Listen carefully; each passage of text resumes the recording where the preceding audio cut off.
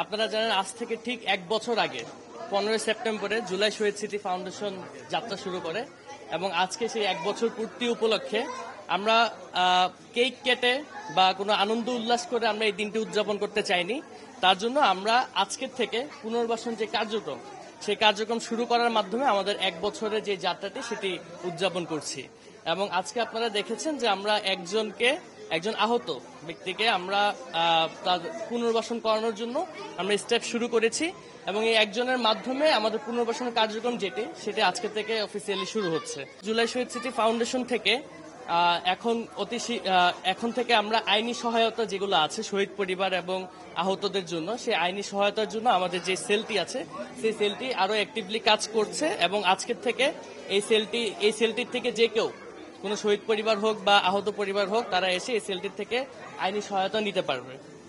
আমাদের যেই রায়ের বাজারের যেই অজ্ঞাতনামা আমাদের শহীদ ভাইরা শুয়ে রয়েছে, যাদের পরিচয় এখন পর্যন্ত আমরা নিশ্চিত হতে পারিনি, দীর্ঘ আইনি প্রক্রিয়ার পরে আমরা আশাবাদী যে অতি শীঘ্রই রায়ের বাজারে যে অজ্ঞাতনামা কবরগুলো আছে সেগুলো শনাক্তকরণের কাজ খুব শীঘ্রই শুরু হবে এবং জুলাই শহীদ স্মৃতি ফাউন্ডেশন এই কার্যক্রমের সাথে সরাসরি যুক্ত হবে।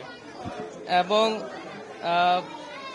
আপনারা জানেন যে জুলাই শহীদ স্মৃতি ফাউন্ডেশন কর্তৃক ইতিমধ্যে উদ্যোগ নেওয়া হয়েছে আমাদের যে শহীদ এবং আহত পরিবাররা রয়েছে তাদের পুনর্বাসন আরো কার্যকর করার জন্য তাদের যে ফ্ল্যাট নির্মাণের কার্যক্রম সেই কার্যক্রম অলরেডি হাতে নেওয়া হয়েছে এবং আন্তঃমন্ত্রণালয়ের সমন্বয়ের মাধ্যমে সেটি ধীরে ধীরে বাস্তবায়ন করা হচ্ছে।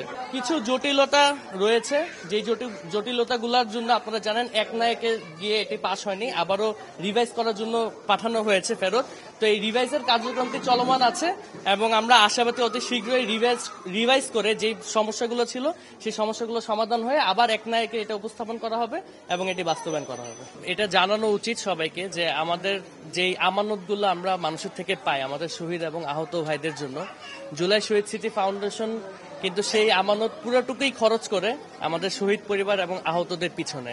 আমাদের যে অফিস এক্সপেন্সেস থেকে শুরু করে যাবতীয় আর যা খরচ আছে সেটি আমরা বাইরে অন্য কোথাও থেকে আমরা সেটা ম্যানেজ করি বা জোগাড় করি, কিন্তু যারা আমাদের ফাউন্ডেশনে ডোনেশন করে পুরো টাকাটাই এই শহীদ এবং আহতদের পিছনে খরচ করা হয়।